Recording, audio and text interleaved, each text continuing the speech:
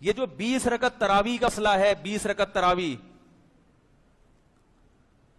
حضرت عمر رضی اللہ تعالی عنہ نے جب 20 رکعت تراویح شروع کی ہے تو خلفائے راشدین کے دور میں پھر پورے عالم اسلام میں 20 رکعت سے کم ایک رکعت کا بھی رواج نہیں تھا.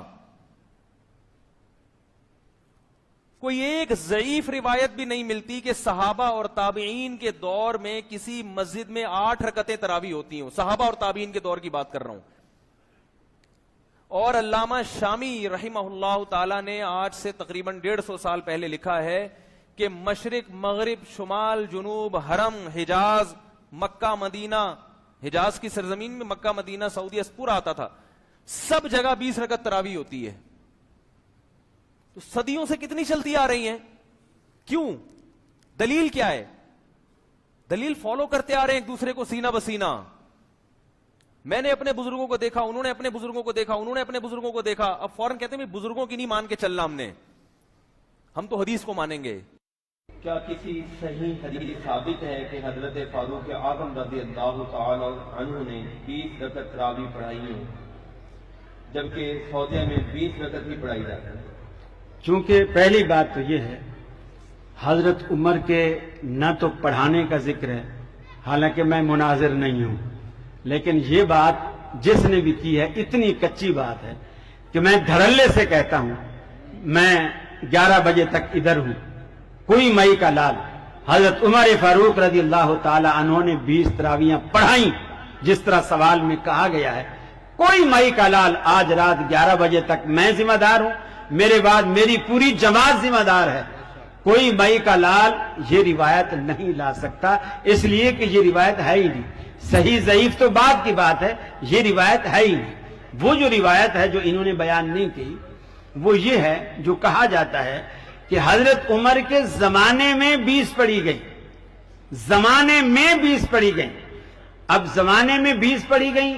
اب نواز شریف کے زمانے میں ہم یہاں جلسہ کر رہے ہیں اور سوشل میڈیا کا دور ہے، ایمانداری سے بتاؤ نواز شریف کو پتا ہے کانپور میں کانفرنس ہو رہی ہے؟ پتا ہے نواز شریف؟ نہیں پتا. حضرت عمر کے زمانے میں اگر کسی نے رات کو 20 تراویح، حضرت عمر کا زمانہ ایران تک سرحدیں پھیلی ہوئی تھی، ایران فتح ہوا، آج تک ان کو یہی تو جیلسی ہے، یہی تو جیلسی ہے کہ یہ سنی ہمارے علاقوں پہ قابض ہو کے بیٹھے ہیں.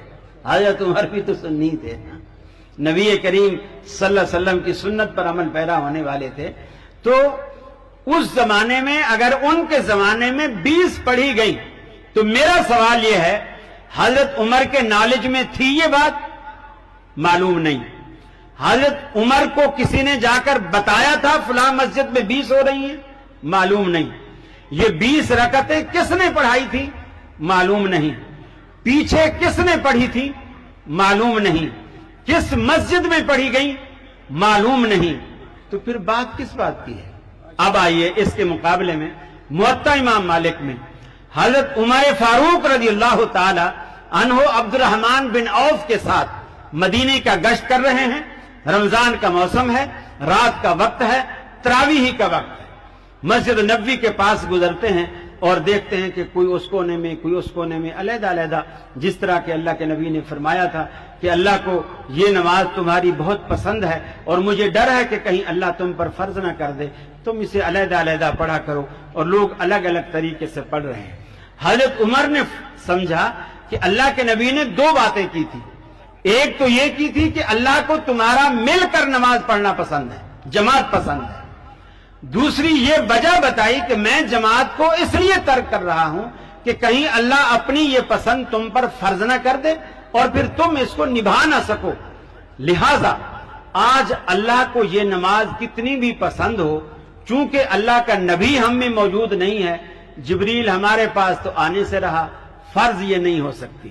لہذا وہی کرو جو اللہ کو پسند تھا. انہوں نے جماعت کو جاری کیا.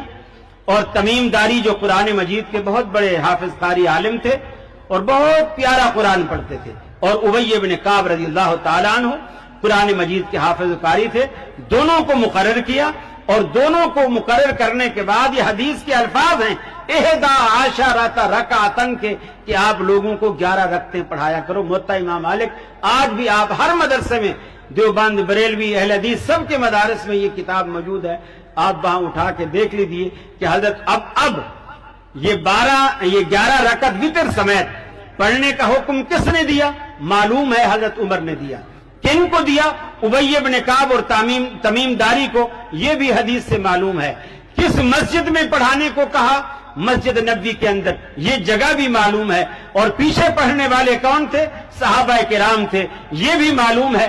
सारी बातें हदीस में मालूम है। इस मालूम बातों के मुकाबले में आप मजहूल बातों को राजे करार देते हैं। ये तो फिर इस अकल पर जितना भी मातम किया जाए कम है।